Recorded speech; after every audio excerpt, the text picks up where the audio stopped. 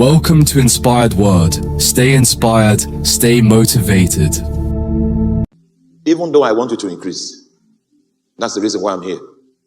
But God is saying, look to Abraham. Look to his pattern. I'm not going to do any unique thing in your life that I did not establish in the life of Abraham. So even though I want you to increase, if your life is not in alignment with the pattern, it will be impossible to achieve. As much as I am so desperate for you to enlarge, there is a recipe for enlargement that is captured in this pattern man that we need to look upon. So first and foremost, we need to look at his call. The story of Abraham begins abruptly with the notice of a call in the book of Genesis chapter 12. So in my sessions, what we'll be looking at is Abraham. In fact, according to my script here, okay, come with me to the book of Genesis chapter 12. Now the Lord has said unto Abram, get thee out of thy country and from thy kindred and from thy father's house unto a land that I will show thee.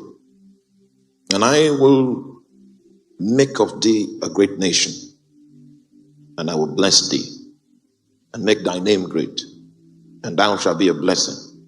And I will bless them that bless thee, and I will curse him that curseth thee, and in thee shall all the families of the earth be blessed. Every call from God has an instruction attached to it. Every call of God has a promise attached to it. It means that the promises that are captured within a call are conditional. They are conditional, they are predicated upon the initial obedience to the instruction that accompanies the call. In the case of Abraham, God was saying, get out from your country, get out from your kindred, get out from your father's house. So that means Abraham needs to visit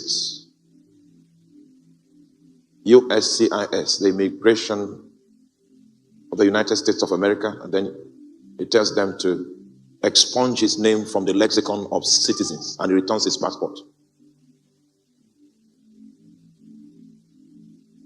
He will wait for when there's a family reunion, and everybody is bringing his kids to introduce, and then he now takes a moment, calls for a moment of silence in the midst of the celebration, that he has an announcement. Then he asks the elders to begin to list the names of the people in the family according to their age. When they arrive at his turn, he says, stop there, delete it from his kindred. He goes and visits his father. Then requests that his father should consider that he has died.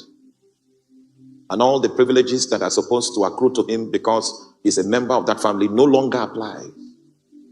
And when they ask him why, he said there was a voice that was stuck in his head, giving him instructions. And part of the instructions includes that he needs to sever ties with his family. I hope you know the conclusion will be that this man is a psychiatric case. He needs to see a doctor quickly. Go back to Genesis chapter 11.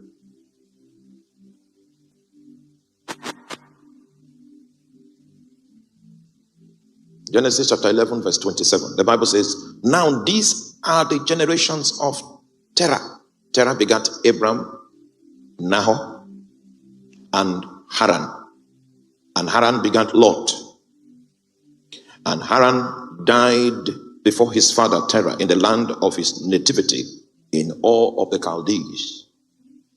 And Abram and Nahor took them wives. The name of Abram's wife was Sarai, and the name of Nahor's wife, Milcah, the daughter of Haran, the father of Milcah, and the father of Iscah. But Sarah was barren, and she had no children. Now, verse 31 is my emphasis. Are you still following me? Stay with me. We are trying to lay the foundation. Just stay with me.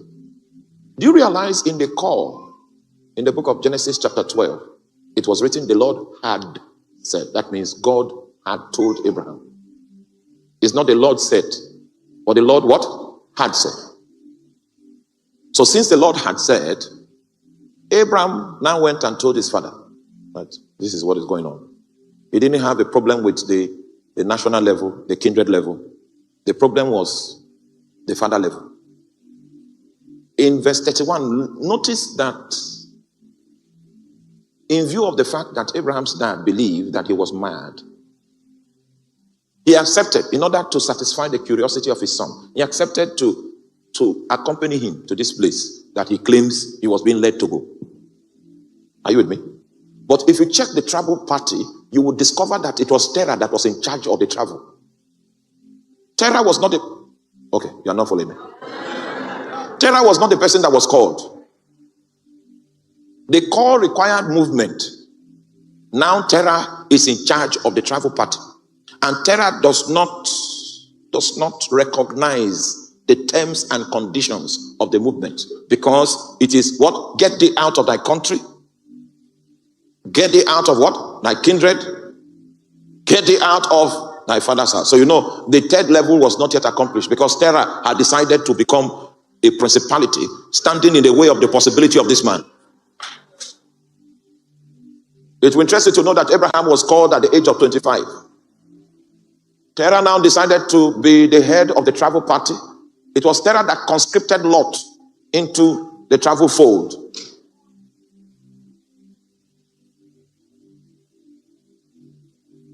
And they went forth with them from all of the Chaldees to go into the land of Canaan.